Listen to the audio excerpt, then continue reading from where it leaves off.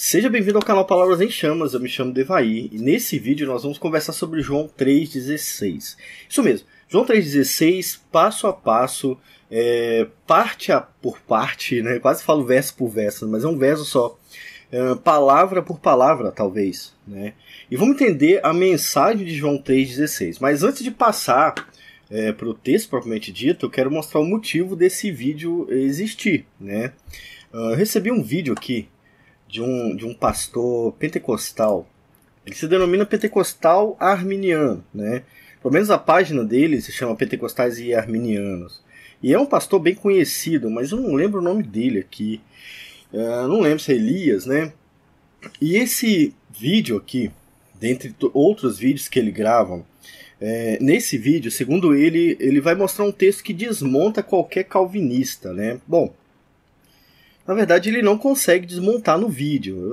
Fique à vontade em assistir.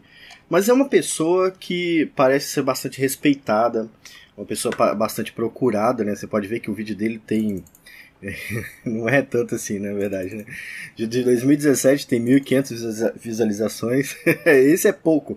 Mas é um canal até conhecido, né? Eu acho que esse deve ser um segundo canal. Ele é mais conhecido do que isso aqui. E alguns comentários demonstram que ele é considerado um líder, sim, né? Apesar de ter muitos comentários contrários aqui. O ponto não é o texto que ele usou para desmontar qualquer calvinista, apesar de que eu não sou qualquer calvinista, né? Acho que por isso que eu estou gravando esse vídeo aqui. Mas o ponto é que ele fala que João 3,16 é a obra-prima, né, do pensamento filosófico que ele defende. Ele é arminiano e pentecostal. Segundo ele prova, usando os textos dele, os argumentos dele, que o calvinismo é uma heresia e tudo mais, né? Então ele vai tocar em João 3,16, e por isso eu trouxe o vídeo aqui. Então eu estou com o vídeo dele aberto, eu vou fechar porque eu não vou usar, tá? E uma Bíblia online, que nós vamos precisar, se precisar consultar um texto ou outro, e eu vou precisar, né?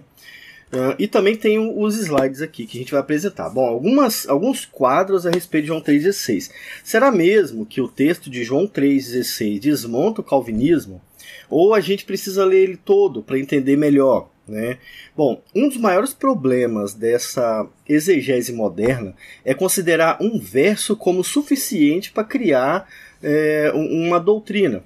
Mas nesse texto, nesse verso, os arminianos, e em especial esses arminianos que falam essas coisas, acabam se quebrando, entende? Se queimando, porque o texto não apoia a ideia deles, né?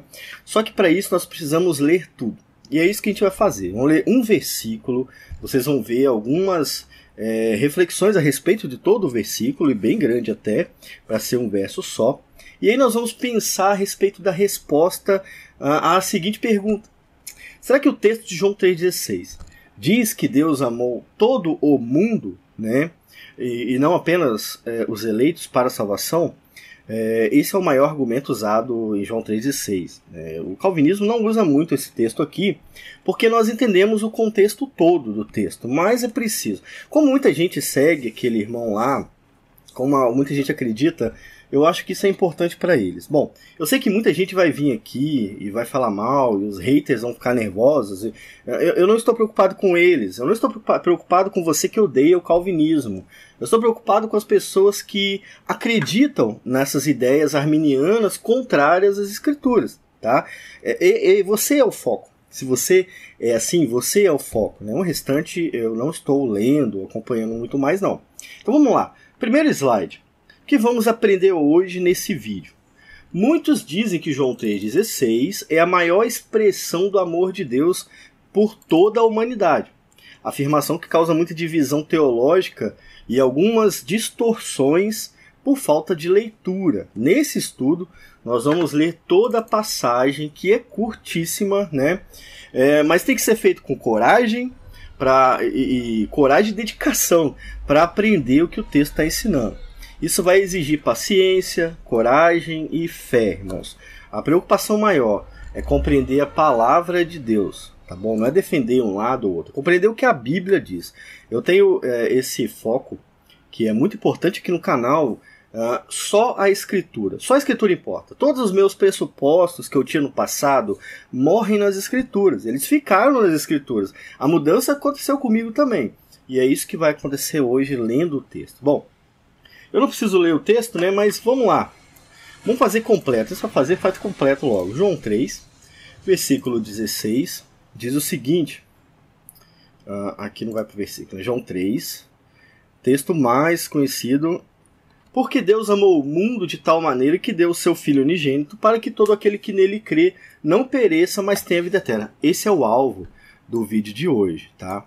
Bom, o uso errado, né, errôneo de João 3,16 faz a gente se enganar com uma outra mensagem distinta do que Jesus pregou. Né? Do que Jesus pregou, do que João escreveu, do que os apóstolos escreveram, do que os textos sagrados falam. E para entender melhor, eu dividi o texto em 5 partes. Tá bom? Então, o texto está dividido em 5 pedaços aqui, de um todo. Mas antes de passar para essa divisão, a gente vai ler aqui 2 argumentos. O primeiro argumento foi encontrado na Bíblia do John Wesley, que eu tenho aqui em casa. E John Wesley foi um pastor anglicano, arminiano do século XVIII, muito conhecido pelo seu arminianismo diferente, né? O arminianismo de John Wesley não é o arminianismo de Armínio, né? Ele era bem diferente. Ele acabou entrando muito na religião cristã no Brasil, e hoje as pessoas são wesleyanas e falam que são arminianas, né? Não são arminianas, são wesleyanas, mas enfim, a gente não precisa disso. Ele é considerado como um dos grandes, um dos maiores avivacionistas da Grã-Bretanha. Estudando a história de John Wesley, você vai achar alguns pontos de contraste nessa informação aí, mas tudo bem. O Wesley demonizava as doutrinas reformadas, ele odiava a ideia da predestinação. Ele deixa isso claro, ele chama o Deus calvinista de como se fosse Deus satânico, né, e tudo mais. Isso John Wesley faz, né? Mas a gente tem o comentário dele aqui de João 3,16 que reflete muito o que muita gente pensa hoje. E aí eu trouxe aqui esse comentário, ó a moto passando, toda hora passa a moto, deixa eu fechar aqui, ó. Esse comentário aqui foi tirado da Bíblia de Estudo John Wesley, tá? E ele diz o seguinte, ó, isto é, todos os seres humanos debaixo do céu, até mesmo aqueles que desprezam seu amor, né? No sentido de Deus ter amado até aqueles que desprezam seu amor, e por essa causa acabam perecendo.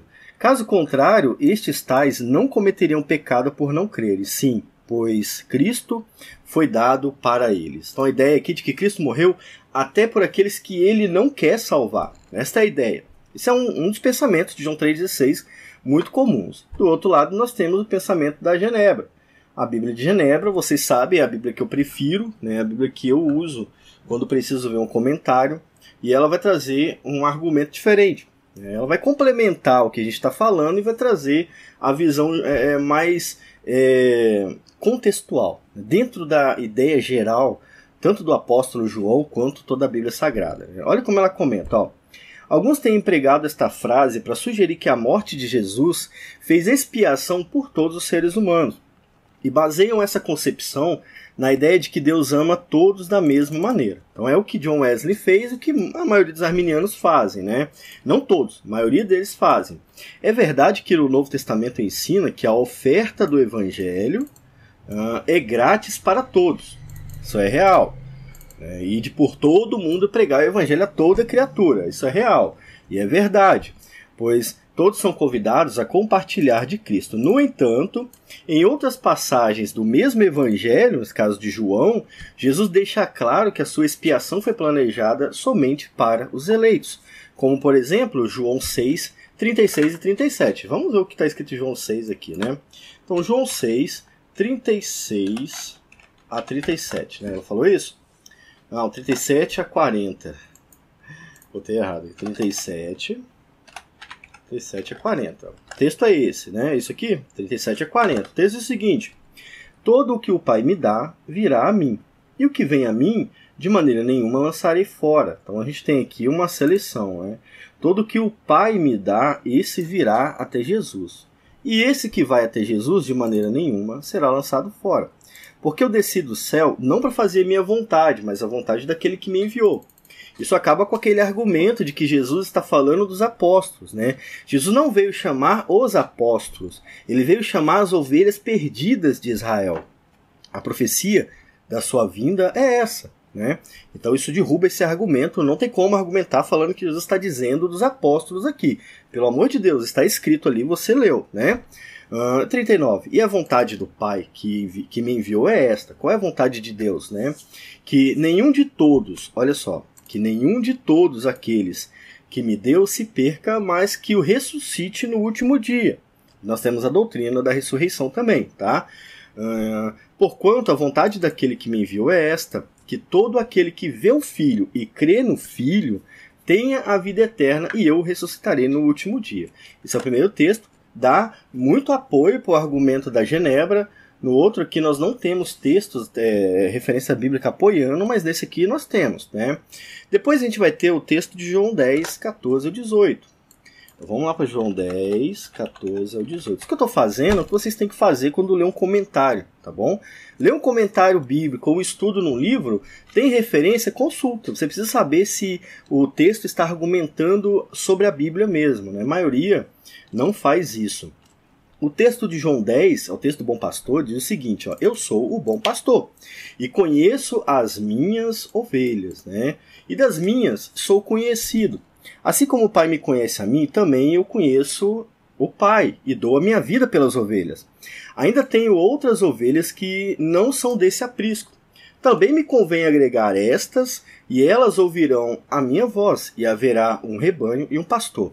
Não tem como argumentar dizendo que esse pastor está aqui pelos apóstolos, tá? Porque esse pastor está falando sobre aquelas ovelhas e todas as ovelhas que ouviriam a voz do pastor. A voz do pastor aqui é o Evangelho. Esse texto ele está sendo citado por João como referência a Ezequiel 34, onde Deus promete juntar o seu povo novamente.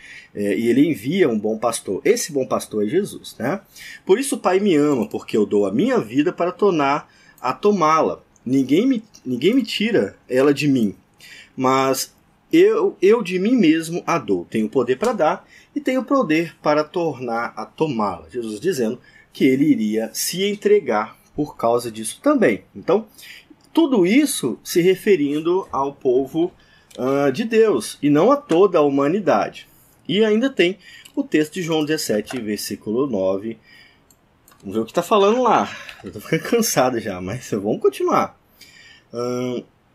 E por eles me santifico a mim, para que também eles sejam santificados na verdade.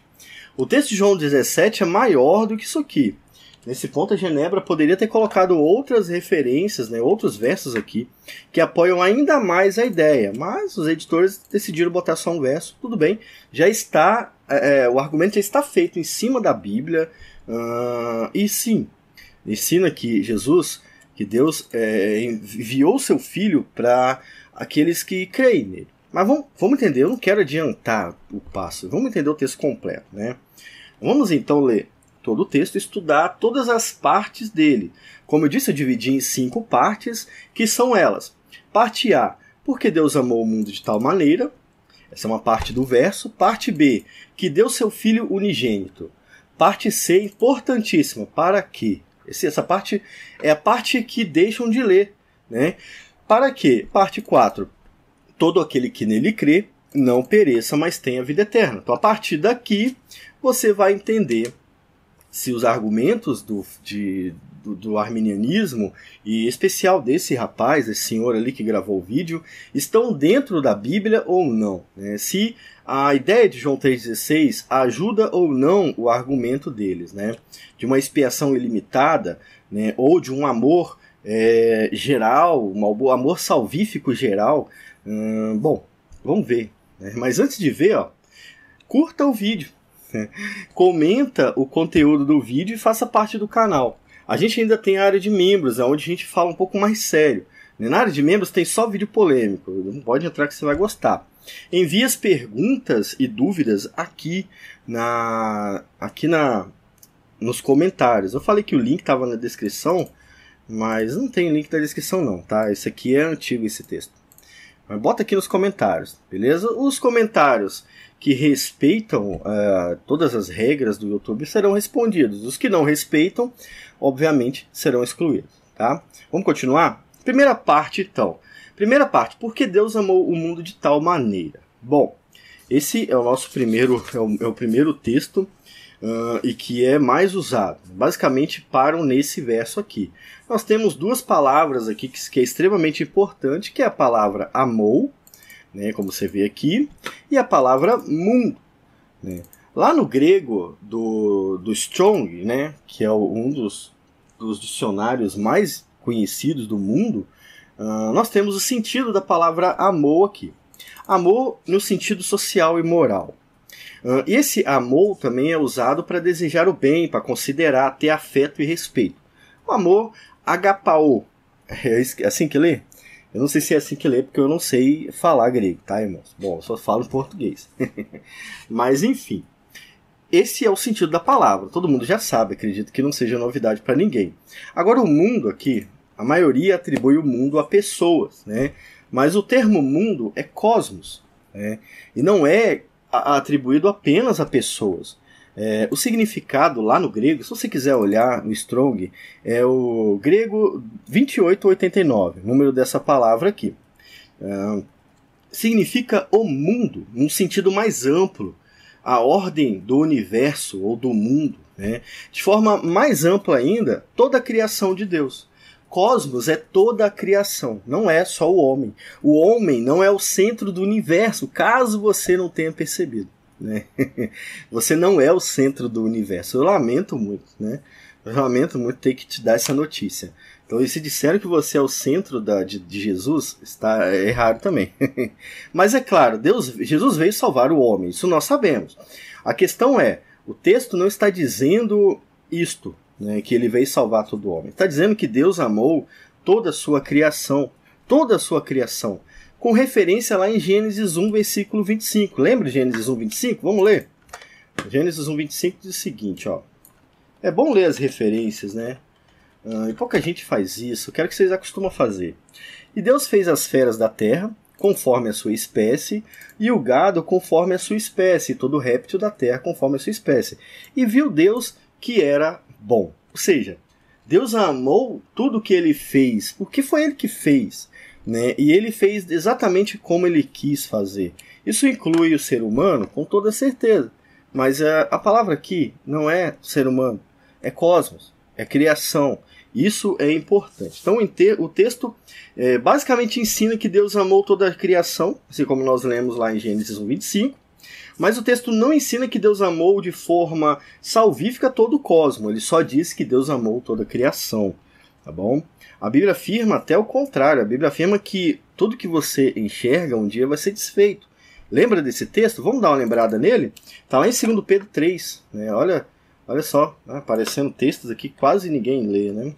2 Pedro 3, versículo 10 e 11. Está escrito isso. Olha o que está escrito. Ó. Mas o dia do Senhor virá como ladrão de noite, no qual os céus passarão com grande estrondo. Presta atenção nisso. Então, até o cosmos, né, toda a criação passará na vinda de Jesus. E os elementos, olha como é que Pedro coloca, ardendo, se desfarão, e a terra e as obras que nela há se queimarão. Então, Deus amou o cosmos, mas isso não significa que o cosmos é eterno. Não. Isso significa que ele amou a criação. E um dia ele vai desfazer essa criação.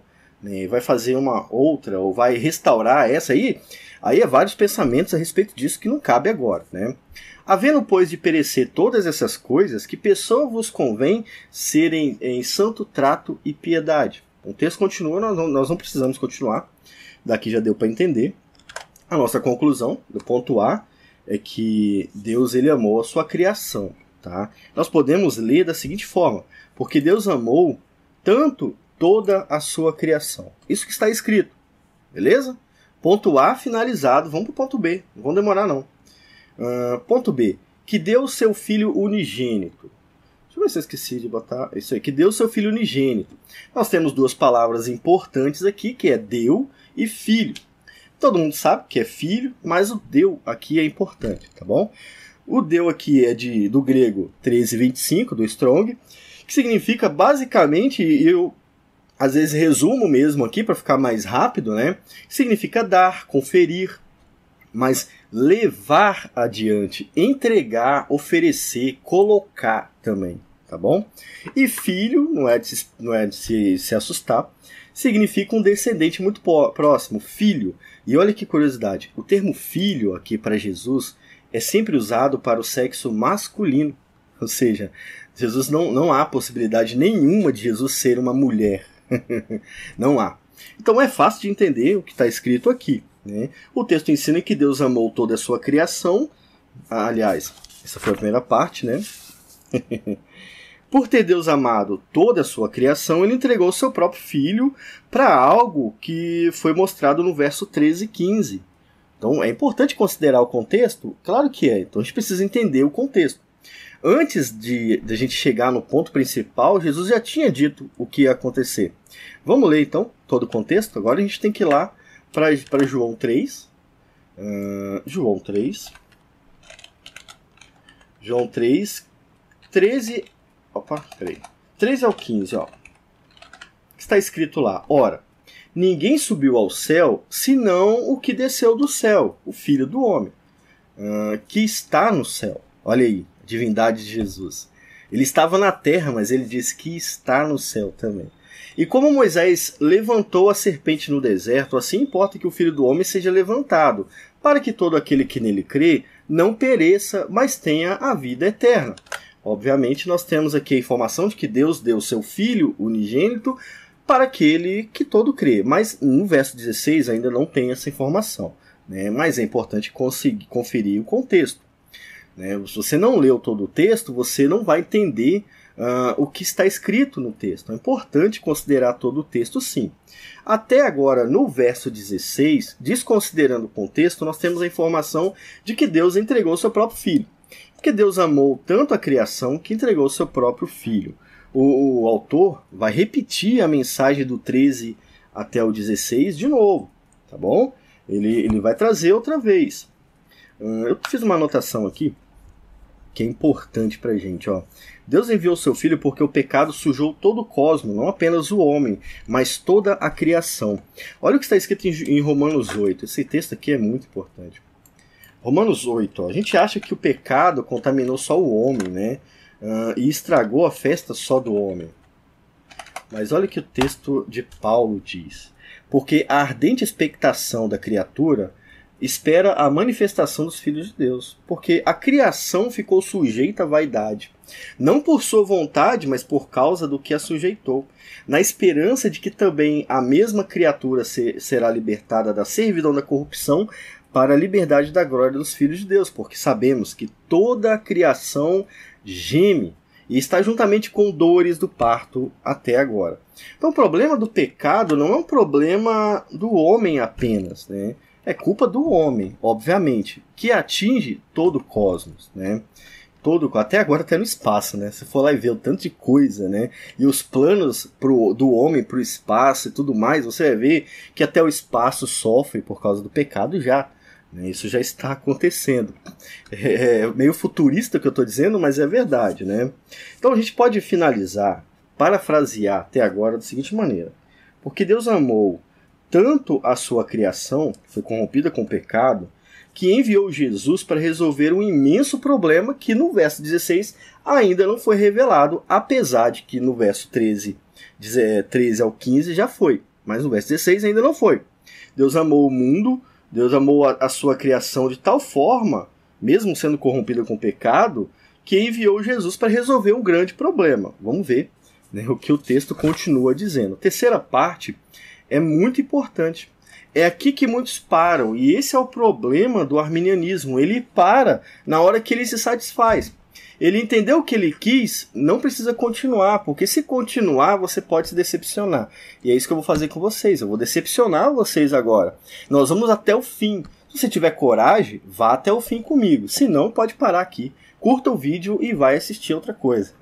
Exige coragem para ler a Bíblia, tá? Se você não tem coragem, você vai sofrer lendo a Bíblia. Mas o que o texto está dizendo? Deus amou o mundo de tal maneira que enviou seu Filho unigênito para que... A parte mais curta, que faz a ligação entre os fatos do verso. Ela liga o primeiro ponto ao segundo. Né? Qual é o primeiro ponto? Deus amou o mundo e mandou seu filho, né? E aí nós chegamos no para quê. Ele fez isso para que com isso alguma coisa vai acontecer. Né? O motivo de Deus ter enviado o seu filho é para que isto vem a partir de agora. E é aqui que há separação, é aqui que há divisão. Né? O reino de Deus, ele não vai se juntar ao mundo, ele veio separar mesmo. Sabe, é uma guerra realmente que acaba acontecendo com o reino de Deus, porque ele é claríssimo a respeito do pecado, ele é claríssimo a respeito daqueles que não creem no evangelho e condena mesmo ao inferno aqueles que não creem. E é isso que ele vai fazer agora. Jesus sabiamente começa a divisão a partir de agora. Deus amou o mundo de tal maneira que deu seu filho unigênito para quê? Nós podemos parafrasear da seguinte forma: o amor de Deus pelo cosmos fez com que enviasse o seu filho para assim realizar algo que vai ser explicado daqui para frente. Daqui para frente exige mais coragem, beleza? Mas vamos lá. Vamos estar de cabeça aqui porque a gente não tem medo não, está aqui para aprender mesmo. Ó. Quarta parte do verso: para que todo aquele que nele crê. Está dividido. Cortamos o mundo ao meio, né? Não é meio, né? Dividimos ele em 70-30, na verdade. A Bíblia fala que serão mais pessoas condenadas do que salvas. Separamos em 70-30 aqui. E aí nós temos a próxima parte, que é todo aquele que nele crê. A palavra importante dessa parte é crer. Né? Todo aquele que nele crê já está óbvio. Agora, o que é crer? Crer vem do grego 13:15 do Strong, que é essa palavrinha aqui que eu não sei ler. Que significa basicamente estar firmemente persuadido quanto a alguma coisa. Isso é crer. Crer é ter certeza, não estar mais ou menos. Tá? O mundo vive no mais ou menos. Ele crê mais ou menos em Deus. Né? Ele crê mais ou menos em Deus. Ele não consegue ter confiança de fato em Deus para abandonar o seu pecado, o seu ídolo não, os seus ídolos não. Eles não estão firmemente persuadidos pelo Espírito Santo. Tá? Quem persuade o homem é o Espírito, nesse caso. Tá? Também significa confiar, ter fé. De forma geral, é ter total convicção acima de qualquer circunstância. Isto é crer. Então Deus enviou seu Filho para que todo aquele que está firmemente persuadido quanto à fé, e aí ele vai dizer o restante na última parte. Eu parafraseei da seguinte maneira: Deus amou tanto toda a criação que enviou seu Filho para realizar algo positivo em todo aquele que confia em Jesus. Bom, Jesus está agora se voltando aos sujeitos que serão poupados. Esta é a realidade. Nós já lemos do versículo 13 ao 15, né? E agora ele está repetindo de novo. Veja como é que ele disse no 15, ó. Ele diz de forma completa, para que todo aquele que nele crê não pereça, no versículo 15. Ele está repetindo no versículo 16 e ele vai repetir de novo no versículo 18. Vamos ver o versículo 18? O verso 18 vai continuar com a mesma mensagem, uma mensagem de divisão também. Vamos lá. Ó. Vamos ler então o 13. Vamos ler tudo de novo. Ó. João 3, 13, 15 ou 18, né, dessa vez. 15 ao 18. Ele já tinha dito isso, para que todo aquele que nele crê não pereça, mas tenha vida eterna, no 15. Ele repetiu isso no versículo 16, e ele vai falar isso no versículo 18 com mais clareza. Quem nele crê não é condenado, mas quem não crê já está condenado. Preste muita atenção nisso aqui, ó. Já está condenado, porquanto não crê no nome do unigênito Filho de Deus. Aqui há a sentença máxima da condenação. Quem não crê em Jesus está condenado ao inferno. Esta é a questão. Então, Jesus morreu para pessoas que ele iria condenar ao inferno. Esta é a informação que os arminianos passam, né? Alguns, né? Não são todos. Mas o texto está dizendo o contrário. E agora? A gente fica com o texto ou com a filosofia? Eu escolhi, irmãos, ficar com o texto. Eu prefiro ficar com o texto, tá bom? É difícil de aceitar? Mas é o texto. A verdade nem sempre é fácil de aceitar. Beleza?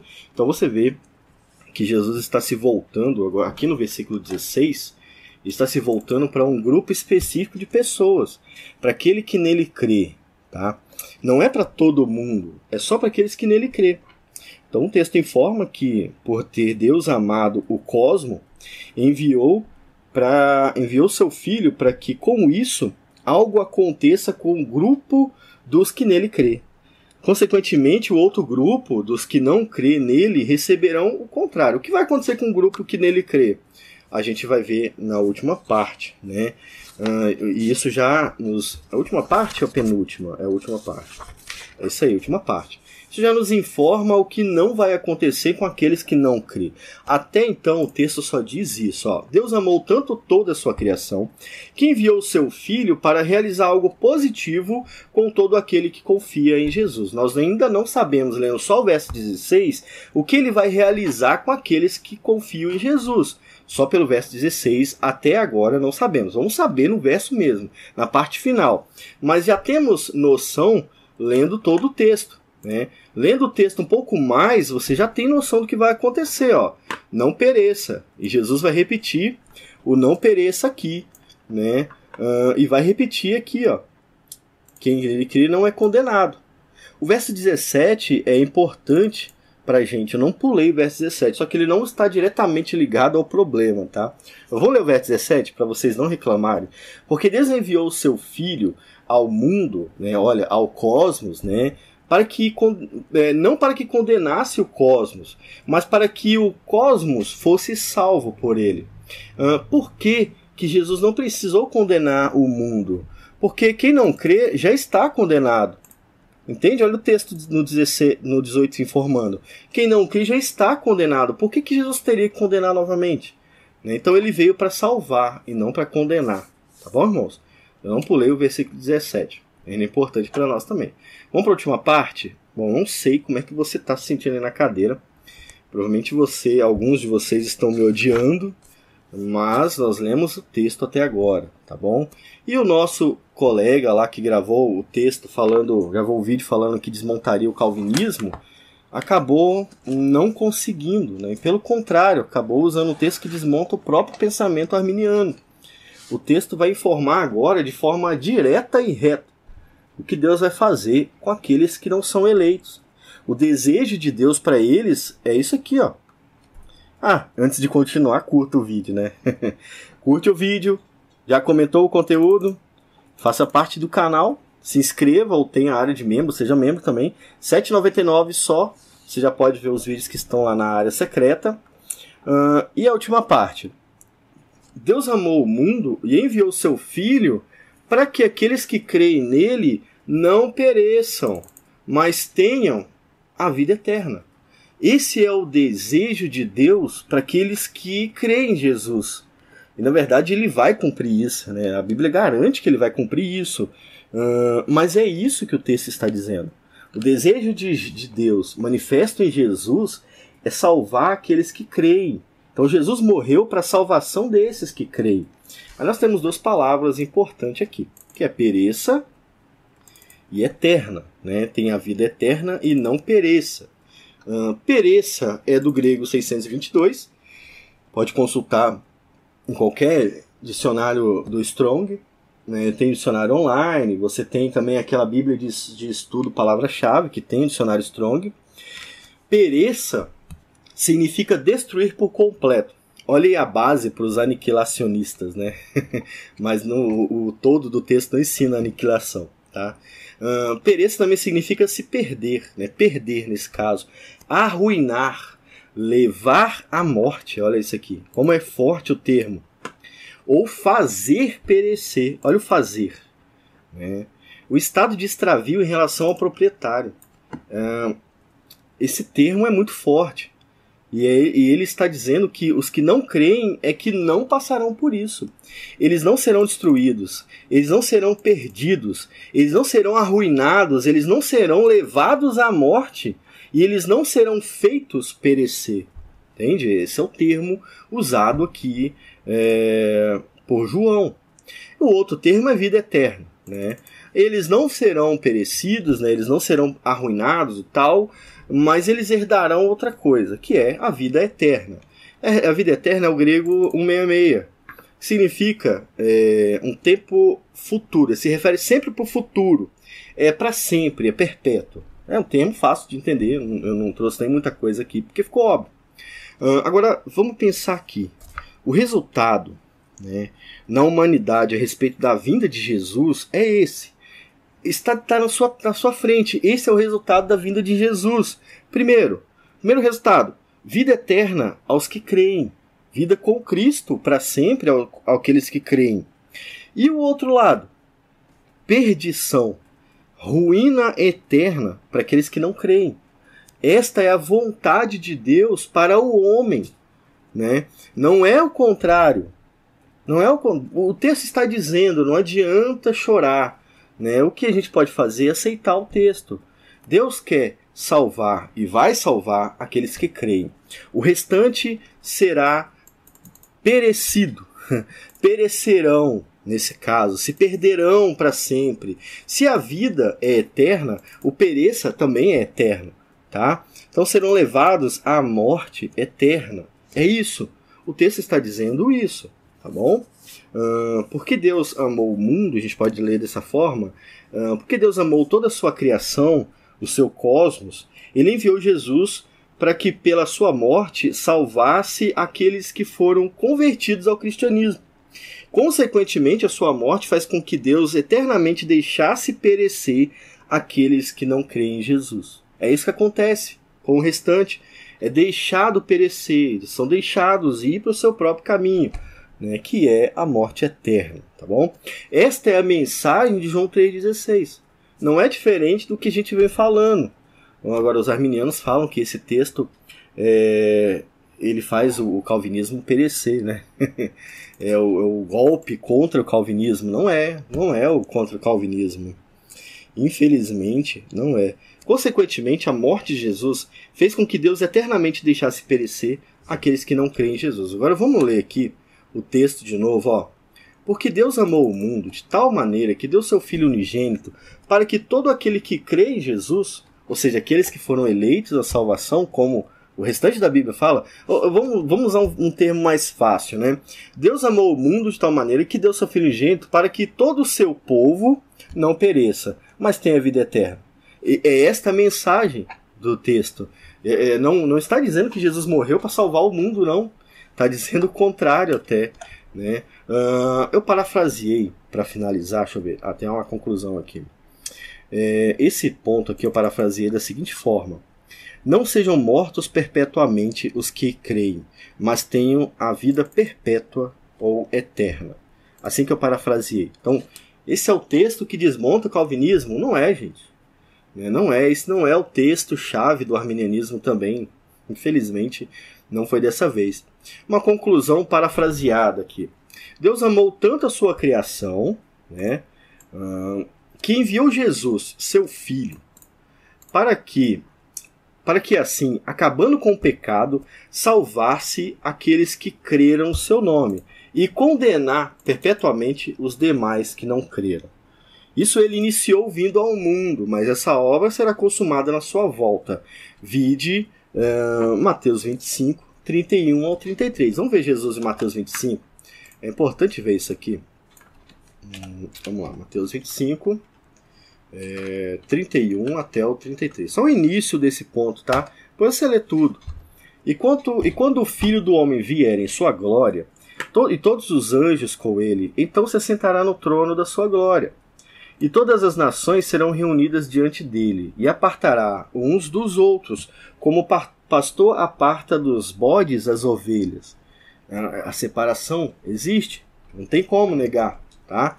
E Jesus colocará as ovelhas à sua direita, mas os bodes à sua esquerda. Esta é a vontade de Deus. Jesus não está dizendo algo que pode acontecer. Ele está dizendo algo que vai acontecer. Tá bom, irmãos? Então, resultado. O alvo da obra de Cristo não foi toda a humanidade, mas aqueles que creram, que creriam e que irão crer no seu nome. Porque Jesus ainda salva. Ele salva pessoas. É só crer no Evangelho que você será salvo. Tá, irmão? Essa mensagem é a mensagem do Evangelho, é universal. Nós pregamos isso para todas as pessoas. Creia em Jesus e será salvo. Amém? Bom, espero que vocês tenham entendido esse texto aí. Acho que dá pra gente parar de brigar por causa dele depois de ler tudo, né? E façam isso com outros textos. Isso tem que ser algo normal para o cristão. Não precisa ser algo que vai ser gravado para que você consiga fazer. Tem que ser algo natural, amém? Fique com Deus. Até o próximo vídeo aqui no canal Palavras em Chamas.